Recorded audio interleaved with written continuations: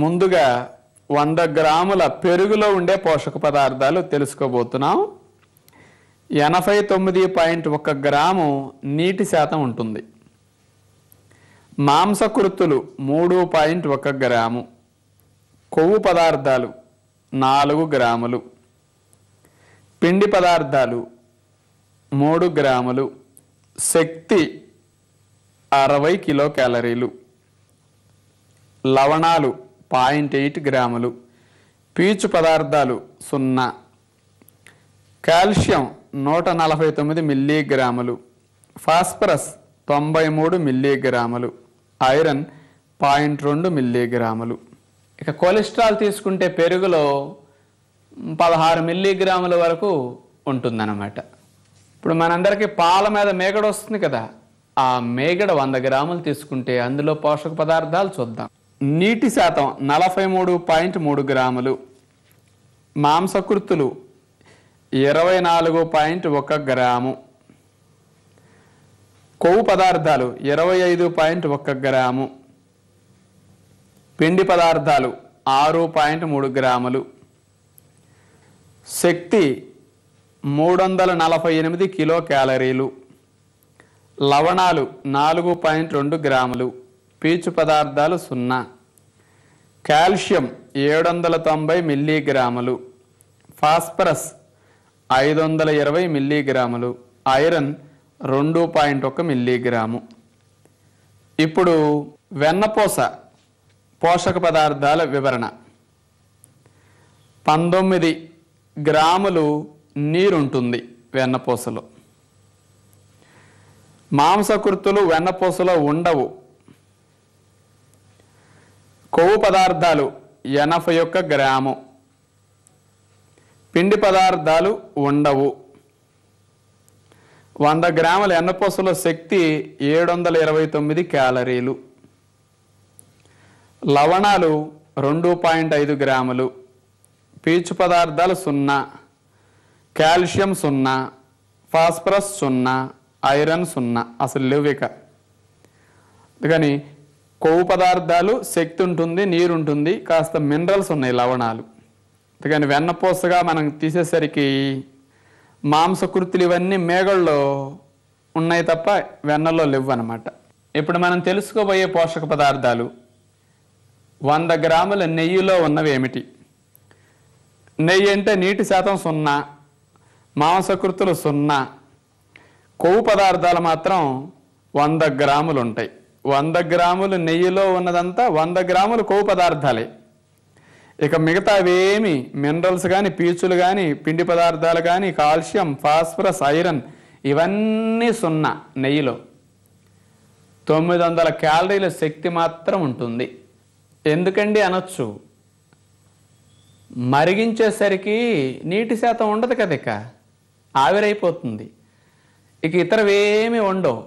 900 క్యాలరీల శక్తి ఉంటుంది 100 గ్రాముల నెయ్యి తీసుకుంటే. నూనెలో కూడా ఇంతే. నూనె అనుకోండి 100% కొవ్వే, ఇక అందులో ఇంకొకటి ఏ పోషక పదార్థం ఉండదు. ఇప్పుడు నెయ్యిలో మీరు చూశారు కదా, ఆవు నెయ్యి అయినా సేమ్ 100 గ్రాముల ఆవు నెయ్యిలో 900 క్యాలరీల శక్తి, 100 గ్రాముల గేదె నెయ్యి అయినా 900 క్యాలరీల శక్తి. ఈ నెయ్యిలో 900 క్యాలరీల శక్తి తప్ప 100% ఫ్యాట్ తప్ప ఏ పోషక పదార్థాలు ఉండవు, మిగతావన్నీ జీరోలే. ఇప్పుడు 4 పాల ఉత్పత్తుల యొక్క పోషక పదార్థాలు మీకు తెలిసాయి. మరి కొలెస్ట్రాల్ కూడా ఎలా ఉందో ఒకసారి చూద్దాం. 100 గ్రాముల మేగల్లో ఉండే కొలెస్ట్రాల్ 100 మిల్లీగ్రాములు. 100 గ్రాముల వెన్నపూసలో ఉండే కొలెస్ట్రాల్ 250 మిల్లీగ్రాములు. 100 గ్రాముల నెయ్యిలో ఉండే కొలెస్ట్రాల్ 300 మిల్లీగ్రాములు. మరి మనం పాల ఉత్పత్తుల్లో పోషక పదార్థాలు, కొలెస్ట్రాల్ ఎలా ఉన్నాయో తెలుసుకున్నాం.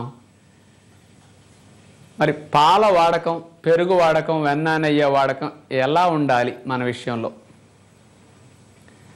మన వెనకటి వారు, మన పెద్దలు ఏమి చదువుకోకపోయినా చాలా మంచి విషయాలే చెప్పారని చెప్పొచ్చు. మరి ఇప్పటి వరకు పాల ఉత్పత్తుల్లో ఉండే పోషక పదార్థాలు, కొలెస్ట్రాల్ మనకు తెలిసింది. దేని వాడకంలో మనం ఎట్లా ఉంటే బాగుంటుందనే విషయాన్ని ఇప్పుడు మనం ఆలోచిద్దాం.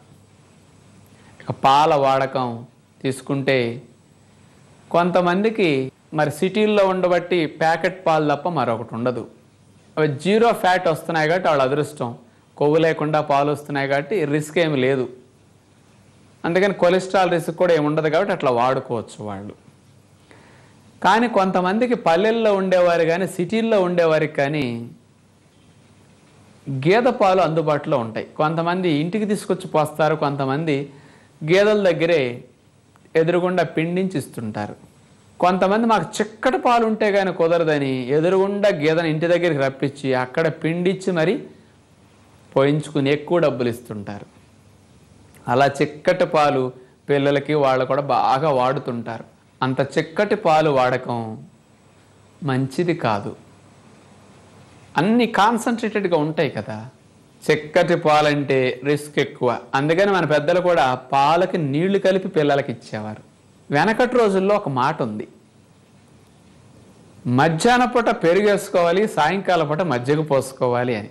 గుర్తేనా మీకు? మధ్యాహ్న పూట పెరుగేసుకున్నా ఇంత పెరుగేసుకుని అన్ని నీళ్లు పోసి కలపాలన్నారు. పెరుక్కు గనక నీళ్లు పోసి కలపపోతే వాతము అన్నారు మన పెద్దలు. మా విషయంలో కూడా నాకు చిన్నప్పుడు రోజులు గుర్తొస్తున్నాయి.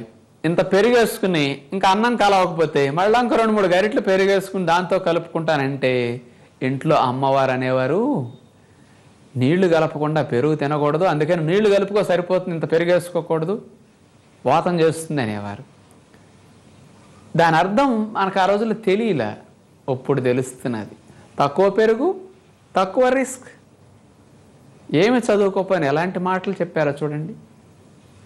మరి ఈ రోజుల్లో కొంతమంది మరి నీళ్ల పాలు ఎక్కువగా కొనుక్కుంటున్నారు. ఆ నీళ్ల పాలు చిక్కగా గడ్డగట్టేటట్టు పెరుగు అవ్వటం కోసం పావు గంట నుంచి అరగంట సేపు మరిగిచ్చి మరిగిచ్చి మరిగిచ్చి పెరుగు గడ్డగట్టేటట్టు తయారు చేసుకుంటారు. కొంతమంది మాకైతే గడ్డ పెరుగుంటే అంతే కదండి అని చిక్కటి పెరుగు కోసం ట్రై చేస్తుంటారు. ఆ చిక్కటి పాలు ఇక ఆ పాలు కప్పుల్లో పోసి తోడు పెడితే ఈ కప్పు ఇట్లా తిప్పినా కానీ పడకూడదట పెరుగు. ఇంత ఊపినా పడకూడదు, అప్పుడు కరెక్ట్గా ఉన్నట్టు అప్పుడు ఏలు పెట్టి అంటే కానీ పడాలట. ఆ గడ్డ పెరుగు అయితేనే మాకు బాగుంటుందని అంటుంటారు. మరి ఇట్లా పెరుగు గడ్డలు గట్టి అంత గట్టిగా చిక్కటి పెరుగు కనుక తిని ఇక నీళ్లు కలుపుకోవటం ఈ రోజుల్లో కుదరదు కదా. చదువుకున్నవారు చదువుకోని వారు చెప్పి వినరు కదా. అందుకని అన్నం తినాల్సినంత పెరుగే కలిపేస్తారు.